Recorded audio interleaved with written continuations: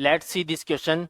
Out of 100 student, 15 passed in English, 12 passed in mathematics, 8 in science, 6 in English and mathematics, 7 in mathematics and science, 4 in English and science, 4 in all three. Find how many passed in English and mathematics but not in science.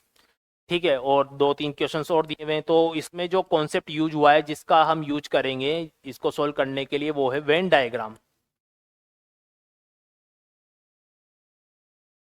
सबसे सही option है ना। इससे जल्दी से ये solve हो जाएगा। अब यहाँ पे क्या क्या दिया हुआ है, एक तो इंग्लिश वाला दिया हुआ है, एक मैथमेटिक्स दिया हुआ है एंड साइंस दिया हुआ है, इंग्लिश मैथ साइंस। तो बनाते हैं वेन डायग्राम, बनाते हैं सबसे पहले।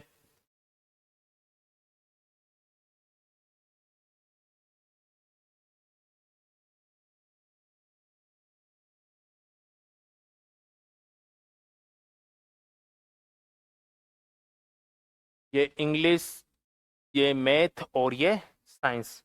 ठीक है। इंग्लिश में 15 स्टूडेंट पढ़ते हैं, सॉरी पास हो चुके हैं। 12 में, मैथमेटिक्स में 12 स्टूडेंट और 8 student in science,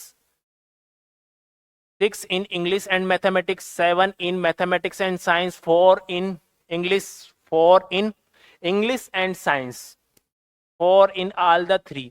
Find how many passed in English and mathematics but not in science. तो सबसे पहले देखो 4 in all the three, जो सबसे ज्यादा कॉमन है 4 in all the three। तो ये चार बच्चे ऐसे हैं जो तीनों ही सब्जेक्ट में पास हो चुके हैं। ये चार लिख दिए मैंने। अब इंग्लिश और मैथमेटिक्स में, इंग्लिश और मैथमेटिक्स का कॉमन कहां पर है, इंग्लिश एंड मैथमेटिक्स, वो है 6। इंग्लिश मैथमेटिक्स में है 6, तो 4 आ चुके हैं, तो बचे 2। अब मैथ एंड साइंस का कॉमन देखते हैं। मैथ एंड साइंस में कॉमन है मेरे पास 7 स्टूडेंट मैथ और साइंस में पास हुए हैं। ठीक है, मैथ और साइंस में तो 4 आ चुके हैं, तो बचे मेरे पास 3। ठीक है, और 4 in English and science, English and science में कितने हैं मेरे पास, 4। इंग्लिश एंड साइंस में मेरे पास 4 है, तो यहां पर तो बच गए मेरे पास 0, क्योंकि 4, देखो 4 इन इंग्लिश एंड साइंस, ठीक है, 4 in English and science, 4 in all the three, तो यहाँ पे बच गया मेरे पास 0। अब आगे देखते हैं। देखो यहाँ पर आगे दिया हुआ है 15 पास्ड इन इंग्लिश। इंग्लिश में कितने हैं 15, तो 4 और 2, तो ये 6 तो आ चुके हैं, तो बचे हैं मेरे पास यहाँ पर 9। ठीक है, अब आगे देखते हैं। मैथ में कितने हैं 12, मैथ में है 12, मैथ में 12, तो यहाँ पर कितना बना 4 2 6 6 3 9, तो ये बचे मेरे पास 3। ठीक है, और 8 इन साइंस, साइंस में कितने हैं मेरे पास 8 हैं, तो 4 3, तो यहाँ पे बच गया मेरे पास 1। ठीक है, सबसे पहले अपन को वेन डायग्राम ही बनाना है। उसके बाद देखते हैं और क्या क्या पूछा है उसने। सबसे फर्स्ट क्वेश्चन देखते हैं। फर्स्ट पूछा है find how many passed in English and mathematics but not in science. First में पूछा हुआ है English and mathematics but not in science. English, यही बोला है ना, English and maths but not in science.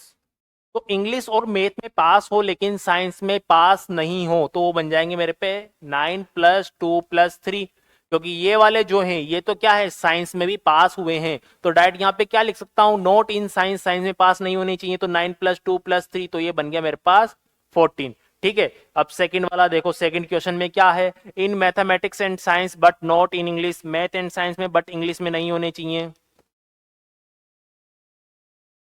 Math and science but not in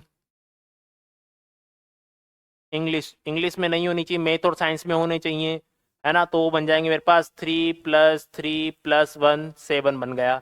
ठीक है, अगला देखते हैं। अगले में क्या लिखा हुआ है, in mathematics only, in mathematics only, जो सिर्फ मैथमेटिक्स में पास हुए हैं, इन मैथ में पास होने वाले अकेले कितने हैं मेरे पास, 3 लोग हैं। और अगला है in more than one subject only, in more than one subject only, more than one subject